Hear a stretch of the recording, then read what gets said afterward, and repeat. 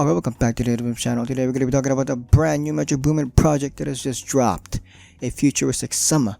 We finally have it. This brand new album or this brand new mixtape. I don't know. I think it's a mixtape, but I don't know. This album, mixtape, mixtape. It's finally out. We have it. This got released when I was in school. College was kicking my ass, but I managed to bust out a spin on this one. I managed to bust out a listen. Now I'm making this video. It has 20 tracks. This was an hour and 18-minute long album mixtape, and it was low-key a mixed bag. I don't even know what to say, honestly. Is it gonna be a Futuristic Summa in terms of the sound? Because that's what the title had given us. We'll see. First track we have I Want It All.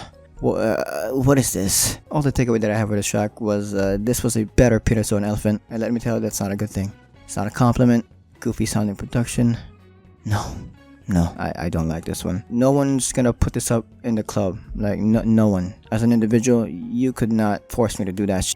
Who would go up to the DJ and request for them to play this brand new Metro Boomin track titled I Want It All? No one's bumping this. This is one of the worst tracks I've heard so far in terms of rap this year. No, give me something. Next up, I want to have fun. Also, before I even delve into the rest of the tracks, I want to say that I'm not gonna be covering all of the tracks. I'm gonna be covering what I find interesting. So keep that in mind, everyone. If that's okay with y'all, thank you. That's what I do when it comes to covering or reviewing records and rap. I just talk about the moments that I find interesting. That's that. So they want to have fun. We had that classic trap approach with the sound on this one. I'm glad it was a little bit better this time, but I'm still not too crazy about it, if I'm being completely honest with you.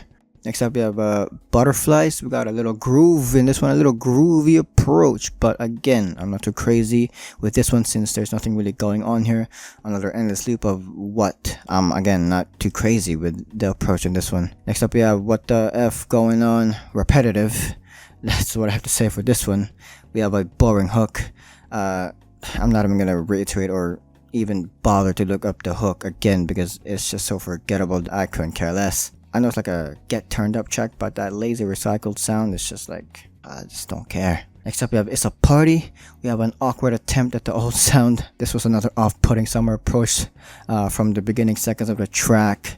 But here's what I have to say, it was a little bit better in terms of production. There were better use of the instrumentals. That's what the props that I'll give this one. I guess those are the props that I'll give this track because that's all I could think of right now. This was just boring. Next up, probably the best track of this whole disc, the first disc, Clap. It had a better intro. Waka Flocka Flame edition was great. With the ad-libs, it had that classic trap energy on this one. It was much better than the previous two tracks.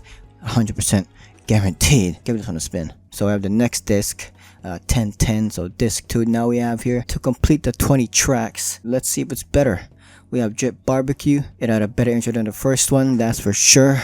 We hear Metro trying to combine his old and new sound of this one. I'm not too crazy about it because it could have been executed better, that's for sure. But it was somewhat tolerable, so I'm not too mad at that in the slightest. Next up we have Make It Make Sense. It sounds lazy. The production was lazy sounding, and the vocal deliveries on this track weren't even lazy good or decent sounding. It was just boring. You know those intentional like vocal delivery sounding lazy sort of things? This wasn't one of those. This was just boring. It was just boring. Next up we have I Like That. It had a better approach. It had a great start.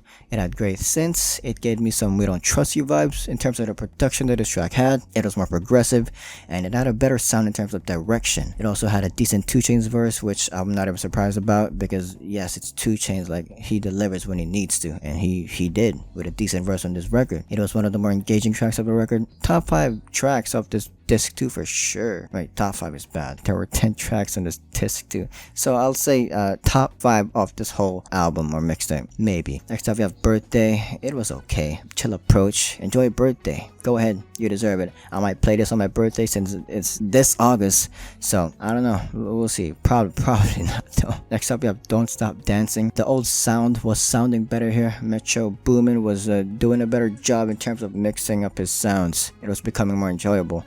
I liked that a lot. Not a lot, but somewhat in that range, whatever.